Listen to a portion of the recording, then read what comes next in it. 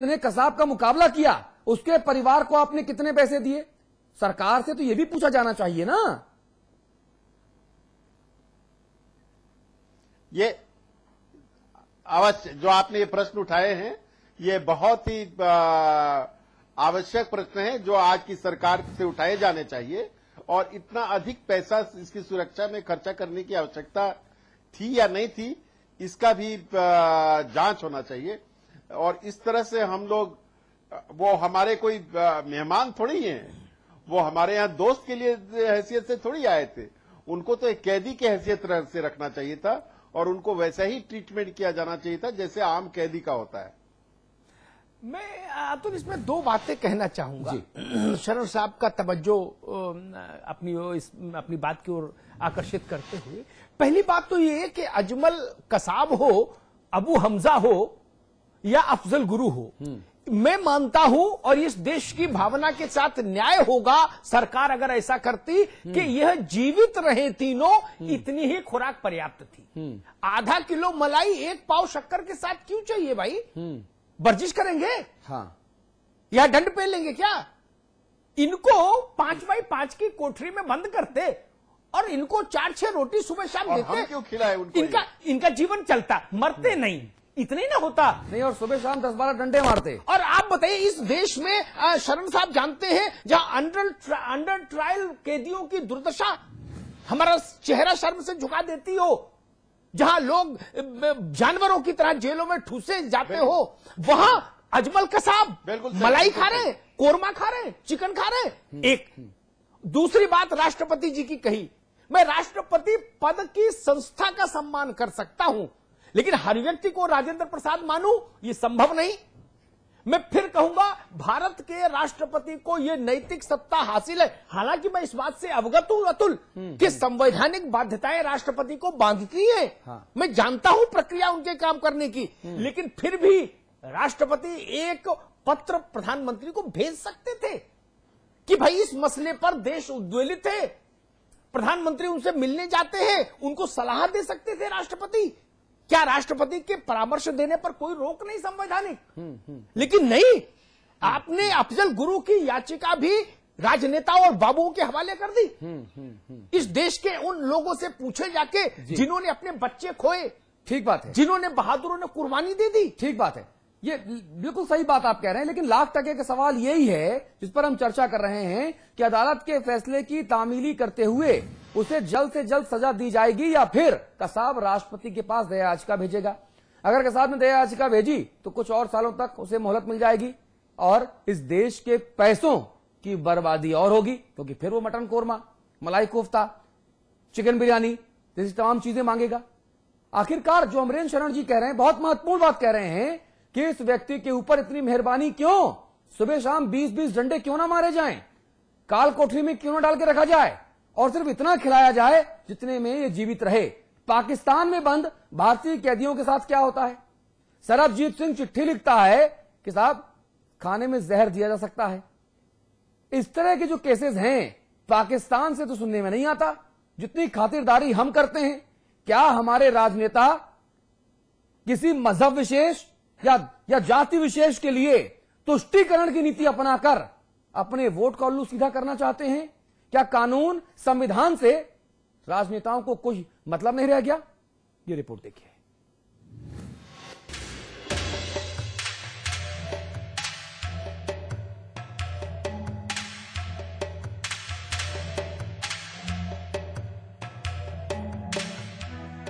Supreme court ने Mumbai high court के फैसले को बरकरार रखते हुए इस बात पर मोहर लगा दी कि मुंबई हमले के एकमात्र जिंदा आतंकवादी कसाब को फांसी होनी है।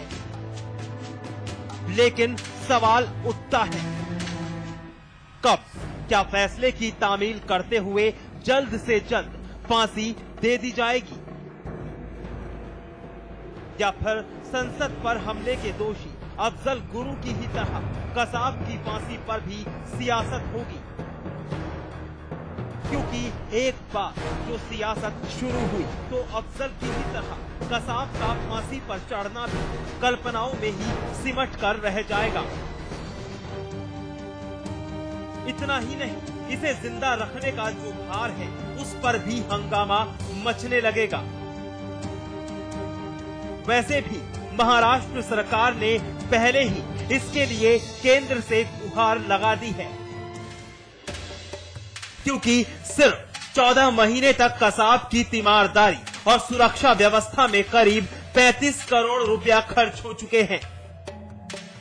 कसाब को खास जेल और कोर्ट, जेल से कोर्ट तक ले जाने के लिए सुरंग बनाने में ही 5 करोड़ 27,670 रुपया खर्च हो गए। इसके अलावा कसाब की सुरक्षा में लगे करीब 325 जवानों पर रोजाना 1 लाख रुपए का खर्च है। विशेष वकील का इंतजाम, सरकारी वकील और जज के अलावा कोर्ट के 30 कर्मचारियों का खर्च, हर हफ्ते चिकित्सा जांच और अस्पताल का खर्च, उसके मुर्ग मुसल्लम और कपड़ों पर होने वाला खर्च, इसका हिसाब कौन देगा?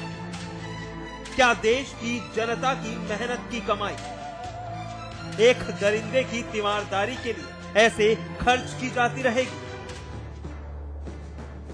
ये डर और सवाल इसलिए है क्योंकि पहले से ही हमारी कानून व्यवस्था का बेजा लाभ ले रहा कसाब अपनी सजा माफी के लिए राष्ट्रपति के पास दया याचिका भेज सकता है, जिसका सीधा मतलब होगा कि हमें जख्म देने वाला नापाक कसाब अगले कुछ दशकों तक हमारे ही पैसे पर हमारी ही जेलों में चाक चौबंद सुरक्षा व्यवस्था के बीच ऐश काटता रहेगा, क्योंकि राष्ट्रपति के पास पहले से ही 17 दया याचिकाएं लंबित पड़ी हैं, जिनमें से कई सालों पुराने मामले भी हैं। लिहाजा अगर कसाब की याचिका पहुंची तो उसकी बारी पहले से लंबित पड़े 17 याचिकाओं के बाद आएगी। ऐसे में नापाक हमले में अपनों को गंवा चुके लोगों को पूरे इंसाफ के लिए और कितना इंतजार करना पड़ेगा, इसका अंदाजा लगाना मुश्किल है। राहुल डबास, समाचार प्लस। और सीधे आपको हम अमरेंद्र शरण जी के पास लेके चलेंगे। आप पूर्व सॉलिसिटर जनरल हैं। अमरेंद्र शरण जी, मैं आपसे ये इस रिपोर्ट के बाद सिर्फ इतना पूछना चाहता हूं कि इस रिपोर्ट को सुनने देखने के बाद आपके मन में किस तरह के सवाल एक आम इंसान की तरह से पैदा होते हैं, और जब वो आम इंसान एक कानून के जानकार के बीच में आता है, एक कानून के जानकार के तौर पर आता है, तो फिर वो सवाल कितने परिवर्तित होते हैं?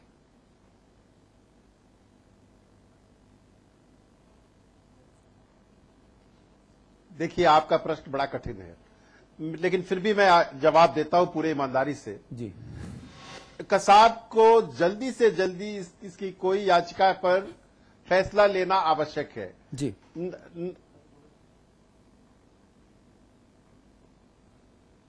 क्योंकि पहली बात यह है कि इसके ऊपर खर्च बहुत ज्यादा हो रहा है, इसकी सुरक्षा पर। दूसरी बात यह है कि इसका ज्यादा दिन तक कैद में रहना यहां के लोगों के लिए और यहां के उच्च पदाधिकारियों के सुरक्षा के लिए खतरा हो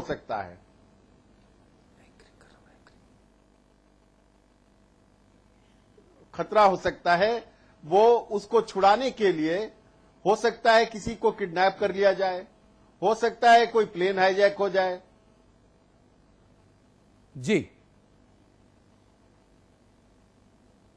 इसलिए हम लोग इसका इंतजार न करें, और उसकी अगर वो क्षमा याचना करता है तो उसका जल्दी से जल्दी कार्रवाई करके और उस पर निर्णय ले लेना चाहिए। नहीं, लेकिन जल्दी से जल्दी कार्रवाई कैसे होगी अमरेंद्र शरण जी? क्योंकि जो भारतीय राजनीतिक प्रक्रिया है, कई बार देखा जाता है कि वो भारतीय संविधान और भारतीय जुडिशरी के ऊपर भी, उस सिस्टम के ऊपर भी हावी हो जाता है। 2005 से जो दया याचिका अमरेंद्र जी लंबित पड़ी है, उसका आज तक कोई भी पुरस्ता हल नहीं है, कोई भी फैसला नहीं हुआ।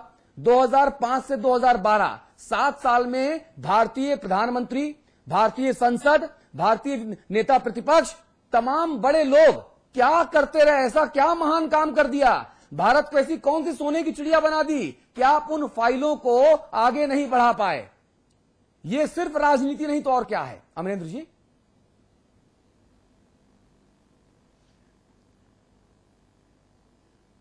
नहीं, मेरा ये मानना है कि जो लोग राजनीति कर रहे हैं वो राजनीति करेंगे। हाँ। लेकिन इस पर्टिकुलर केस में राजनीति नहीं किया जाना चाहिए और इसका जल्दी से जल्दी निर्णय करके सुप्रीम कोर्ट के फैसले का कार्यान्वयन किया जाना चाहिए।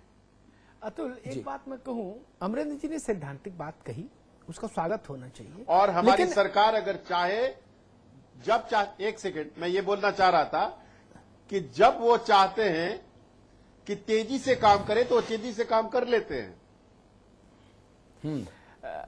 आईटीओ पर दिल्ली की सूबाई सरकार का सचिवालय है, जहां मुख्यमंत्री और उनके काबीना के मंत्री बैठते हैं, और वहां से 4.5 किलोमीटर नाप के वो रायसीना हिल है जहां से हुकूमत हिंदुस्तान चलती है। अफजल गुरु की फाइल दिल्ली सचिवालय दिल्ली सरकार को भेजी गई, यानी उस दफ्तर भेजी गई एक क्लैरिफिकेशन मांगने के लिए। अमरेंद्र जी, 11 महीने बाद वो फाइल पहुंची नॉर्थ ब्लॉक पलट के। किस रफ्तार से फाइल चली, कुर्बान होने का मन करता है।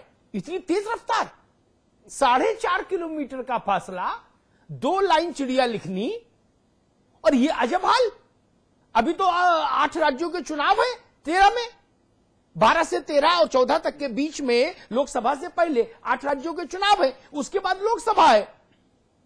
क्या हम लोगों को ये याद नहीं कि जम्मू कश्मीर में चुनाव को अफजल की दया याचिका पर सरकारी टिप्पणी में जोड़कर देखा गया? ये शर्म की बात नहीं है क्या? जम्मू कश्मीर में चुनाव से अफजल गुरु की फांसी का क्या वास्ता? कसाब की फांसी का क्या वास्ता? ये कोई तर्क है सरकारों का? लॉ एंड ऑर्डर की सिचुएशन खराब हो जाएगी, अरे तो सुप्रीम कोर्ट को बंद कर दीजिए, कह दीजिए कि हम ही हाकिम है, हम ही हुक्काम है, हम ही जज है, हम ही वकील है, सरकार ही चला ले देश। अगर सबसे बड़ी अदालत है, लॉ ऑफ लैंड अगर कहीं है, प्रिवेल करेगा कि नहीं करेगा, ये सवाल पूछना होगा। वो जजेस क्या सोचेंगे जिन्होंने अपनी विजडम से फैसला दिया कि इसको हैंग करिए? सरकारों ने चुटकुला बना दिया, फाइल पर नोटिंग की गई कि जम्मू कश्मीर में चुनाव है, लॉ एंड ऑर्डर की सिचुएशन हो जाएगी। अरे वो जम्मू कश्मीर के राजनेता हैं क्या अफजल गुरु? क्या स्थिति है? जी अमरेंद्र जी,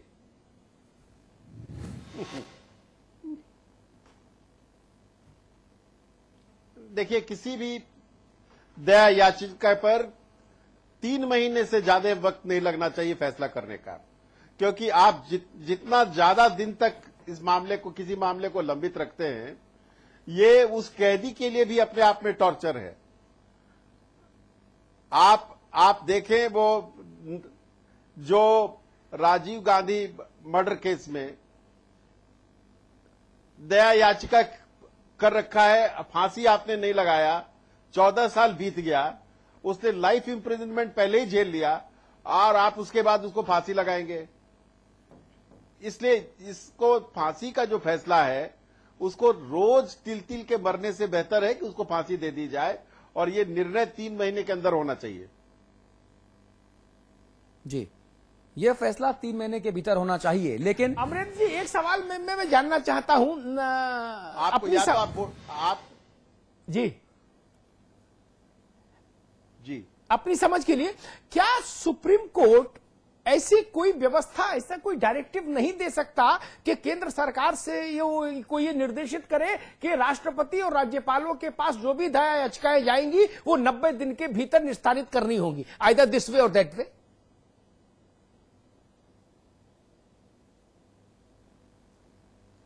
हमको लगता है अब समय आ गया है जब सुप्रीम कोर्ट को यह करना पड़ेगा। जी, क्योंकि सरकारों के विवेक पर नहीं छोड़ा जा सकता। सरकारों का विवेक अच्छा नहीं साबित हुआ, अनुभव अच्छे नहीं रहे। अमरेंद्र जी,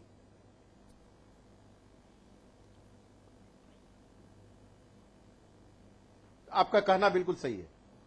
चलिए, तो देश की सिर्फ इसी मामले में नहीं, ढेर सारे मामले में हम लोग देख रहे हैं कि वहां पर विवेक का शायद पूर्णता अभाव न भी हो तो कभी कभी मलाफाइड रीजन से फैसले देर से लिए जाते हैं।